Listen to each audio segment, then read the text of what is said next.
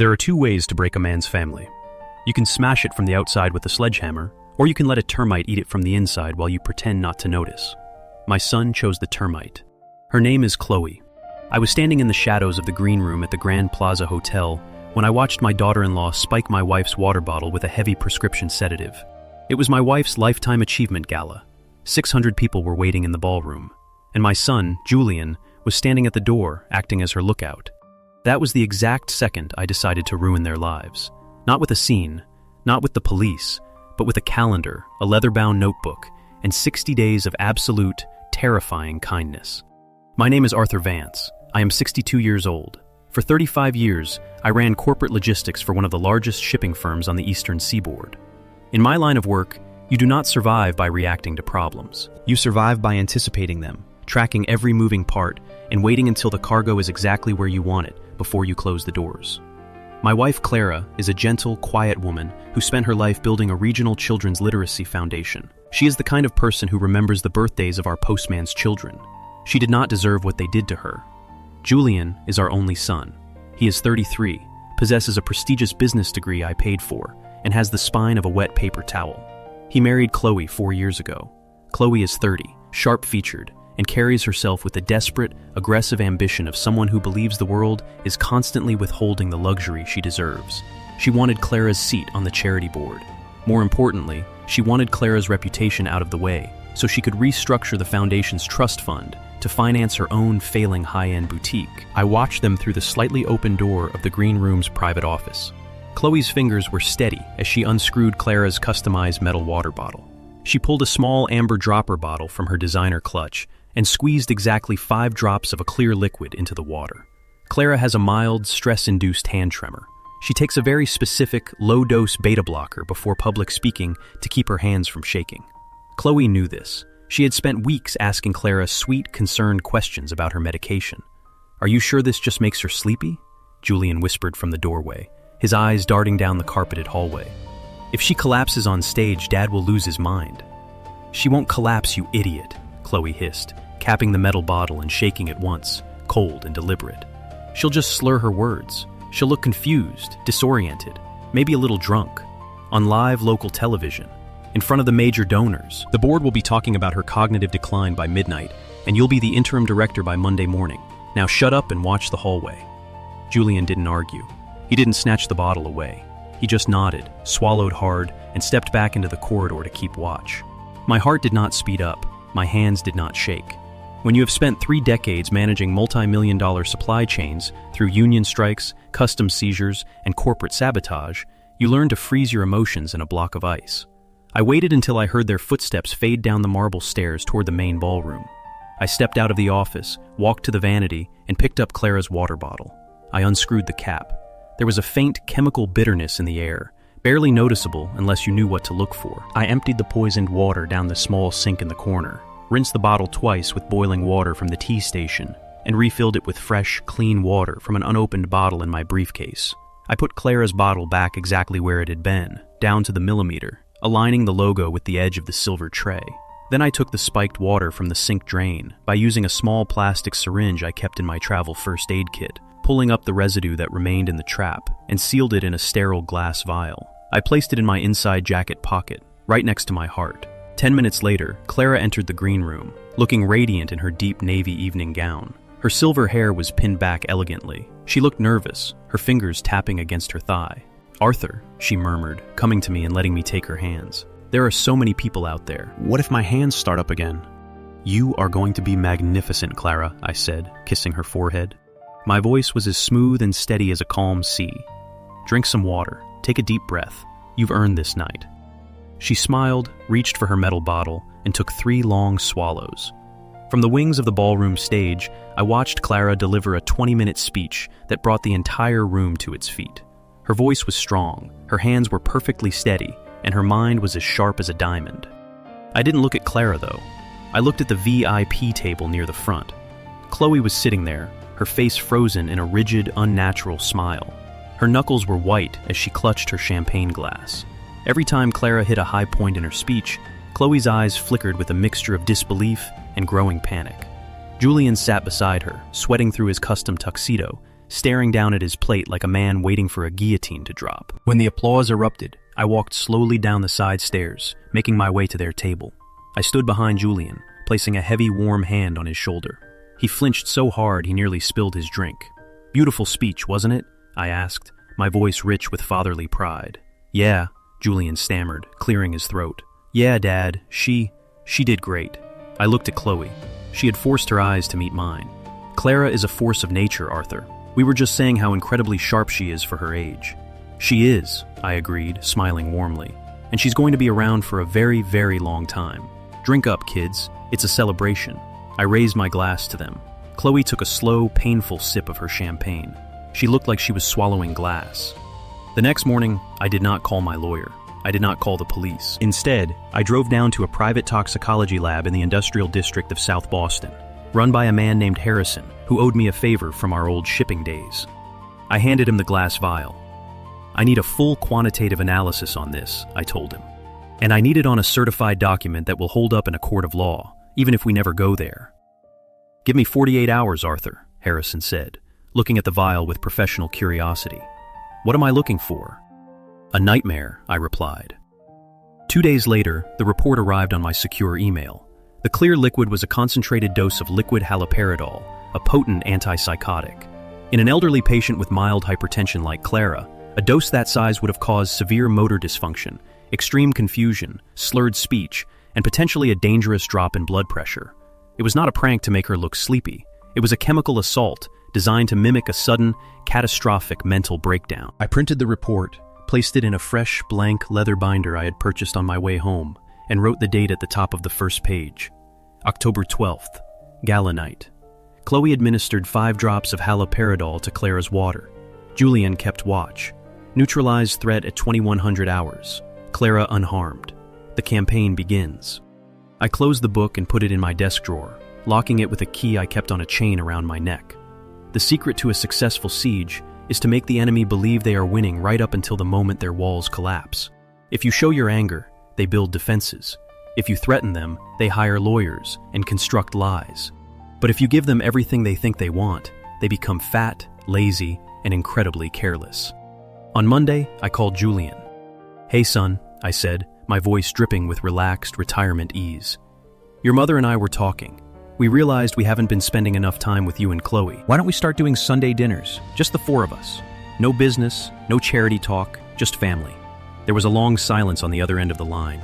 I could almost hear Julian's brain working, trying to find a trap. But what trap could there be in a father wanting to buy his son a steak?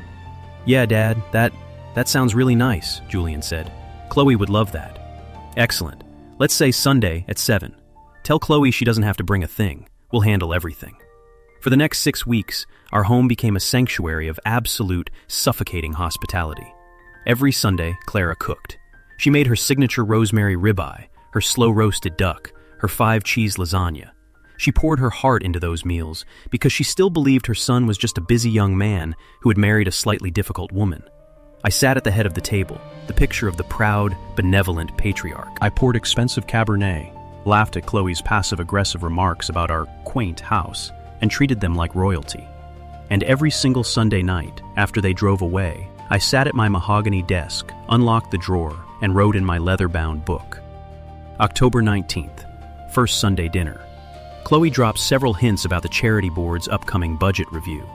She suggested Clara's age might make the travel too demanding. I smiled, poured her more wine, and agreed that Clara deserves to rest. Chloe's confidence is growing. She believes I am soft. October 26th, second Sunday dinner. Julian looked exhausted. I asked him about his commercial real estate projects. He lied about his vacancy rates. I know for a fact his main commercial property on Congress Street lost its anchor tenant last month. I did not correct him. Instead, I offered to let him look over our private family investment portfolio to give him some ideas. He practically salivated. It is amazing what people will show you when they think you are stupid. Because I had opened the door to our family investments, Julian and Chloe believed they had found their golden ticket. They began to see me not as a threat, but as an ATM with a failing memory. By week 4, Julian asked me to meet him for lunch at a quiet club downtown. He brought a thick folder of financial documents. "Dad," he said, trying to look professional but failing to stop his fingers from twitching against his water glass.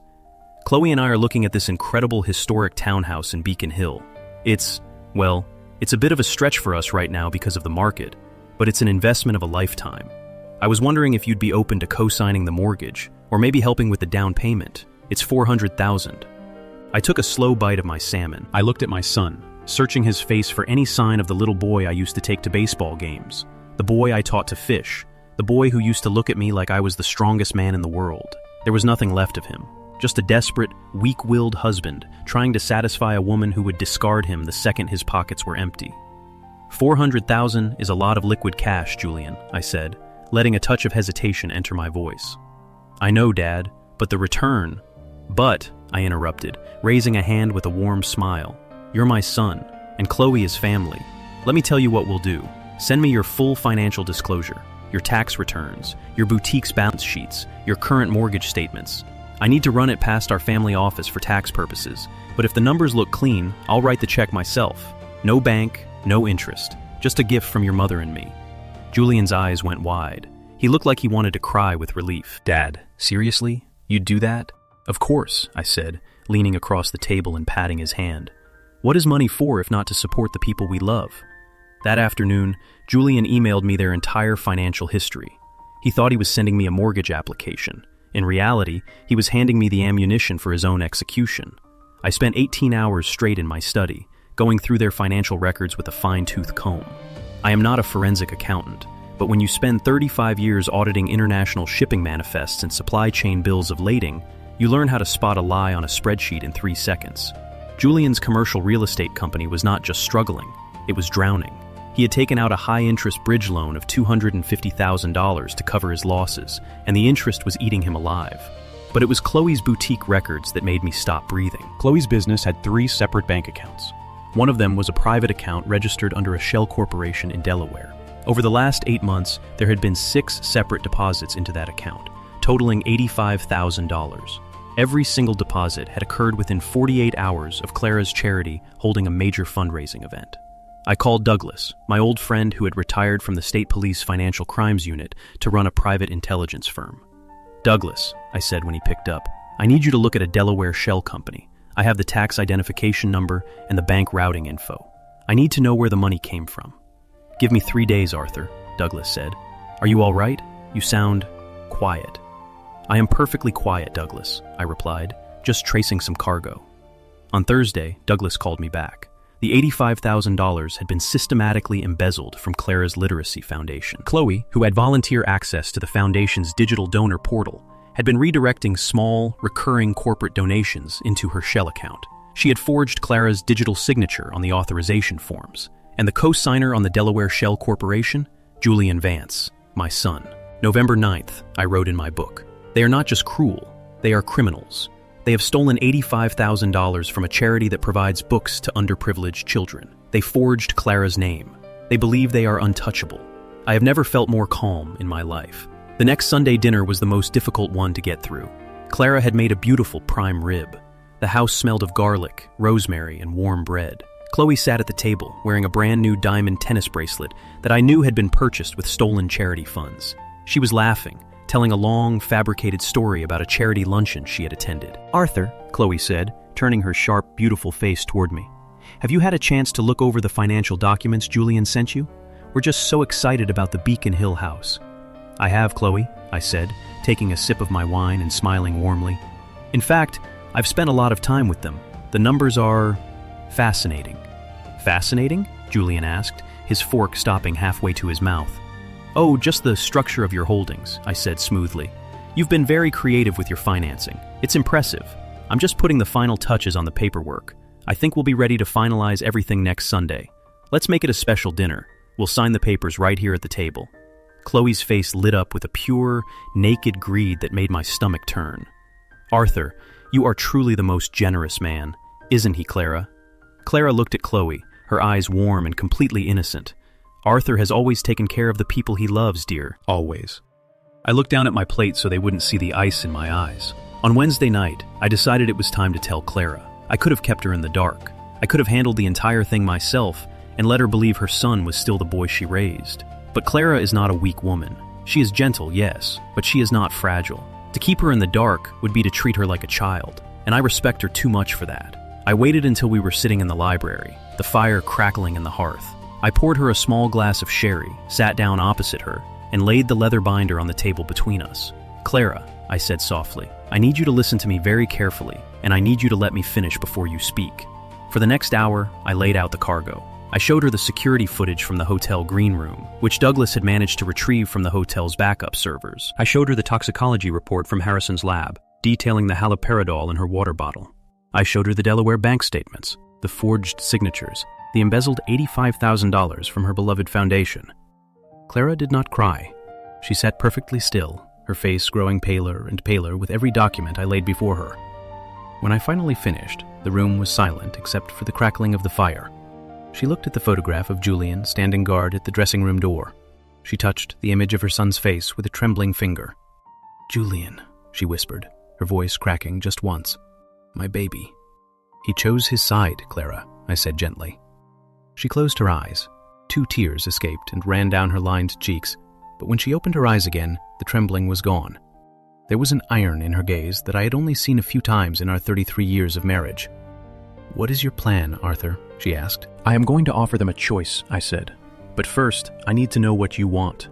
If you want me to call the police, I will. If you want me to hand this to the district attorney, they will both be in handcuffs by Friday morning." Clara looked into the fire for a long, slow minute. Then she looked back at me. "No," she said, her voice dropping to a register that made my spine stiffen. "The police are too clean. They would hire lawyers. They would argue about technicalities. They would make themselves the victims of a family dispute. I want them to look us in the eye and realize they have nothing left." She leaned forward, placing her hand over mine. "Do it your way, Arthur, but do not spare them, especially not Julian. He needs to know what he threw away." "I promise you," I said, "he will." Sunday arrived. It was a cold, rainy November evening. The wind was howling off the harbor, driving the rain sheets against our dining room windows. Clara had cooked a simple roast chicken. No fancy starters, no expensive wines, just a quiet domestic dinner. Julian and Chloe arrived at exactly 7. Chloe was glowing, practically vibrating with excitement. She had brought a bottle of champagne, which she handed to me with a brilliant false smile. "To celebrate our new chapter," she chirped, shaking her wet umbrella. "Of course," I said, accepting the bottle. "Let's put this on ice. Come in, get warm." Dinner was a quiet affair. I let Julian and Chloe do most of the talking. They talked about their plans for the Beacon Hill house, the paint colors they had chosen, the neighborhood association they were looking forward to joining.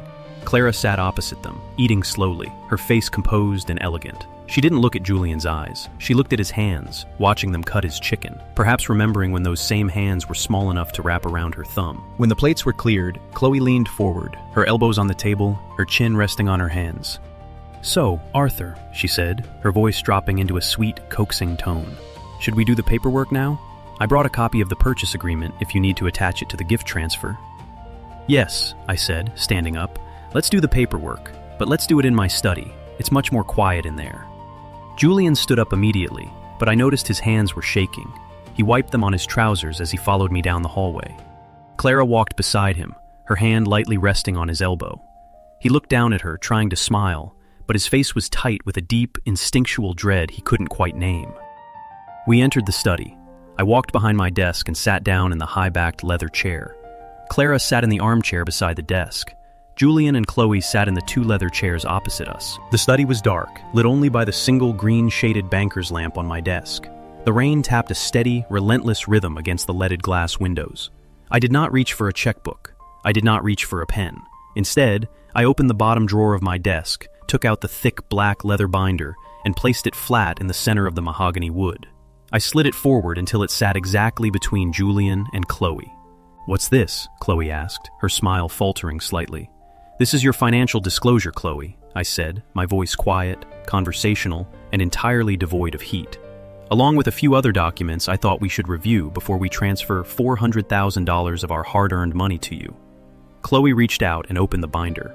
The first page was a high-resolution, printed still image from the Grand Plaza Hotel's security feed. It showed Chloe Vance, holding Clara's metal water bottle, pouring a clear liquid from an amber dropper into it, while Julian Vance stood 4 feet behind her, looking down the hallway. The silence that hit the room was physical. It felt like the air pressure had suddenly dropped, the way it does right before a hurricane breaks. Chloe's breath caught in her throat. Her hand froze on the edge of the page. The color drained from her face so fast she looked like a corpse in the green light of the desk lamp. Julian leaned forward, his eyes falling on the photograph. He let out a small, choked sound, like an animal caught in a snare. "Dad," Julian whispered, his voice cracking completely. "Dad, what is that?"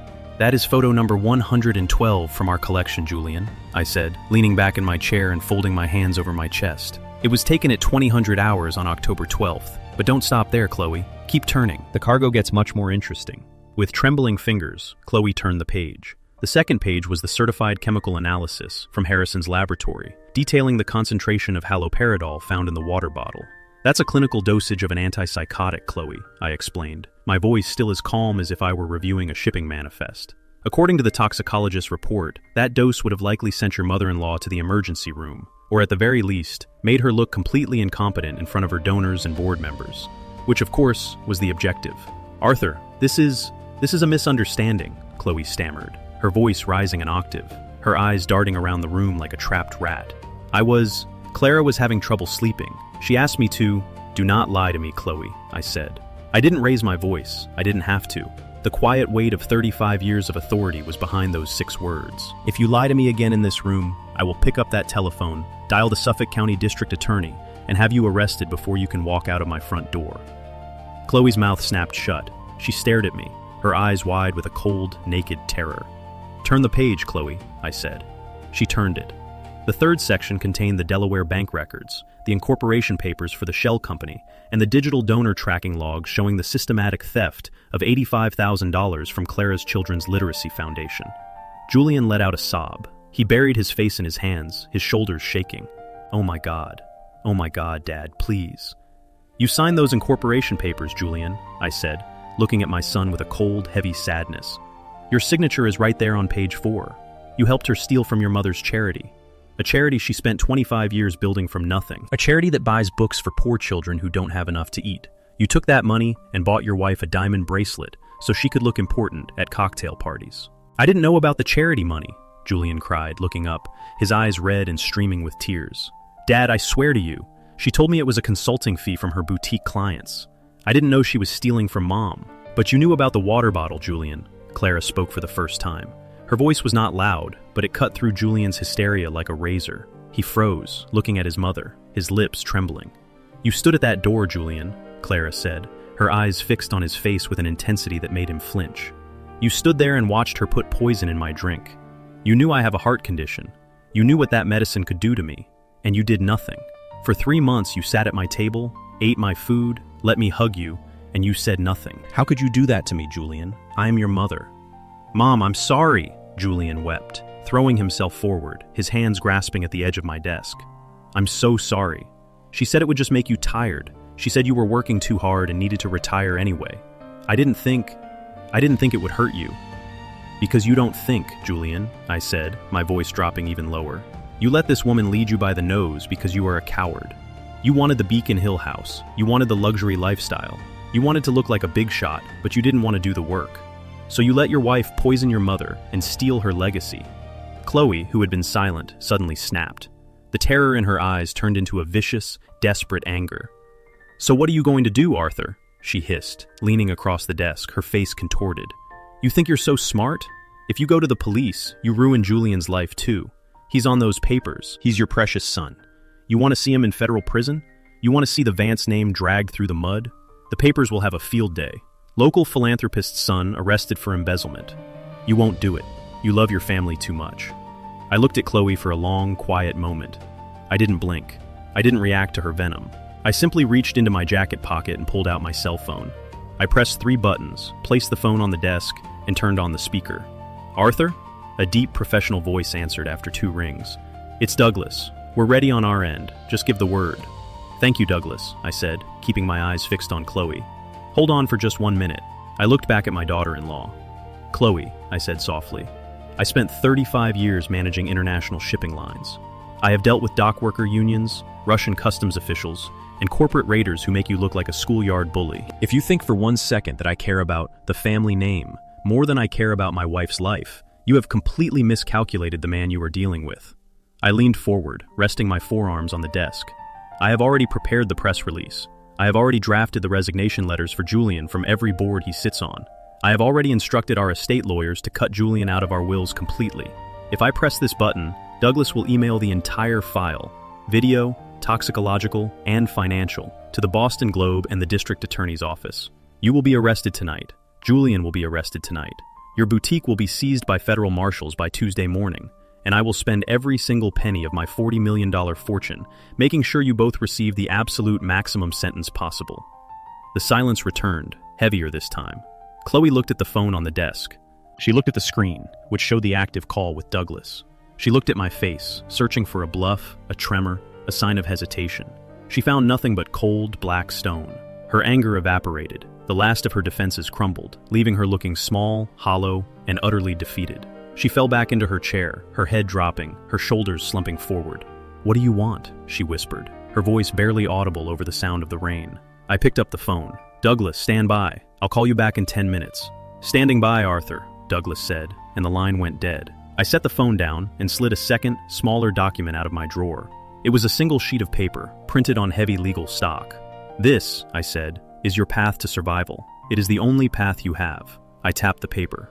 "First, Chloe, you will sign this ironclad postnuptial agreement. It states that in the event of a divorce, you are entitled to exactly 0% of Julian's assets, 0% of any family trusts, and 0% of any future inheritance. You will walk away with nothing but the clothes on your back."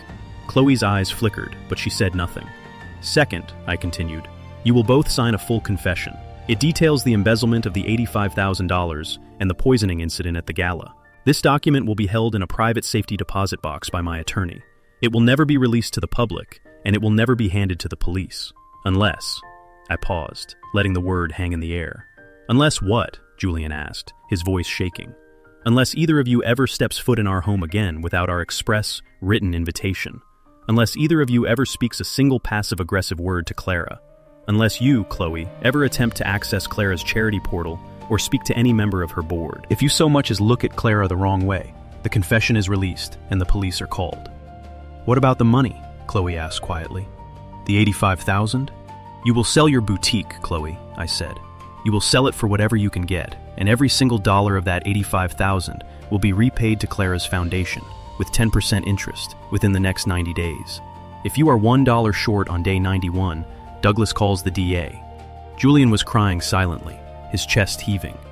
"And the house, Dad? The Beacon Hill townhouse?" "You are going to sell your current house, Julian," I said, looking at him with a cold, steady gaze. "You will use the equity to pay off your commercial real estate debt. You will move into a modest, 2-bedroom apartment in South Boston. You will live on your actual salary. You will work 60 hours a week, and you will learn what it feels like to earn a living without my money." I leaned back, folding my hands. "You have 5 minutes to decide. Sign the papers, agree to the terms, and you get to keep your freedom, even if you lose your luxury. Or don't sign and spend your 30s in a state penitentiary. The choice is yours." Chloe looked at the document. She didn't look at Julian. She knew her marriage was over. She knew her social standing was gone, and she knew she had been completely, utterly outmaneuvered by a man she had dismissed as a quiet retiree. She picked up the silver pen from my desk. Her hand was shaking so hard she could barely write her name, but she signed. She signed the postnuptial agreement. She signed the confession. I slid the papers to Julian. He looked at his mother one last time. Clara did not look away. Her eyes were steady, cold, and clear. She did not offer him a warm smile or a soft word of comfort. She offered him only the truth. Julian took the pen and signed. I picked up the documents, checked the signatures, and placed them carefully inside the leather binder. I locked the binder in my desk drawer, pulled the key from my neck, and placed it in my pocket. "The roast chicken is getting cold," I said, standing up and straightening my collar. "I think it's time for you both to leave. You have a lot of packing to do." They didn't speak. They didn't look at us. They stood up, walked out of the study, and let themselves out into the cold, rainy night. The front door clicked shut with a small, clean sound. The study was silent. Clara stood up from her chair, walked over to me, and wrapped her arms around my waist. She buried her face in my shoulder, and for the first time in 60 days, she let herself cry. She cried for her son, she cried for the betrayal, and she cried for the loss of the boy she had loved. I held her close, stroking her silver hair, watching the rain beat against the glass. "It's over, Clara," I whispered. "They're gone." "You were so quiet, Arthur," she murmured, her voice muffled against my chest. "How did you stay so quiet for so long?" "In my business, Clara," I said, kissing her temple, "you learn that the loudest noise isn't the explosion. It's the sound of the door locking behind you." And as we stood there in the quiet study, with the rain falling outside and the fire dying in the hearth, I knew that the Vance mirror had finally been held up. They had looked into it. They had seen exactly what they were, and they would spend the rest of their lives trying to look away.